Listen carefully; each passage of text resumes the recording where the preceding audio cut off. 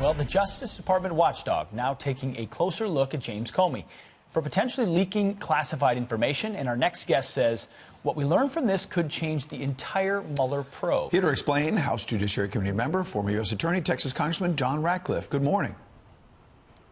Good morning, guys. So where do we stand now that James Comey is kind of part of the way through this big book tour?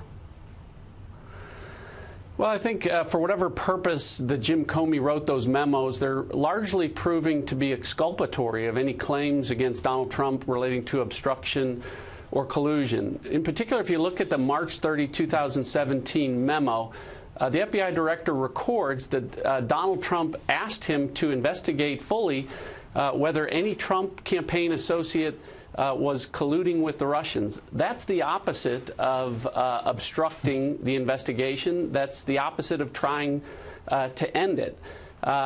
In fact, if you look at all 15 pages of Jim Comey's memo, the word obstruction never appears once. The first time we heard that word was in retaliation after Jim Comey was fired.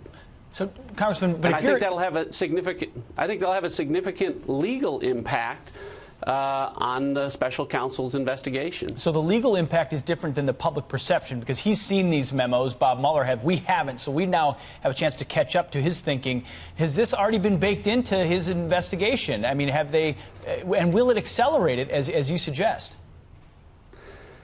Well, remember that Jim Comey has to, Bob Mueller has to prove any criminal charges to the criminal standard of beyond a reasonable doubt. And if you're trying to prove that Donald Trump committed obstruction or collusion, the admission by the FBI director that he was ordered to fully investigate in and of itself creates reasonable doubt.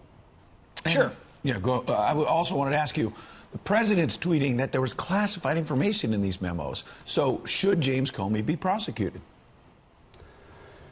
Well, look, we know that Jim Comey created those memos as the FBI director. He used an FBI computer to do them, and he shared them with FBI employees. We also know that he shared them with an unauthorized person, a law professor.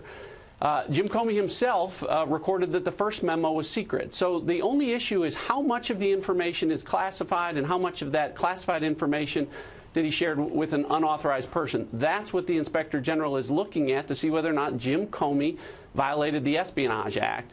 The irony here, guys, is that proving that anyone violated the Espionage Act with regard to the handling of classified information has been made more difficult under the Jim Comey standard or the Jim Comey precedent set in the Hillary Clinton email investigation. That's true. Remember, he said that he added a criminal element of having to harm national security. It wasn't enough to be extremely careless. It wasn't enough to be grossly negligent.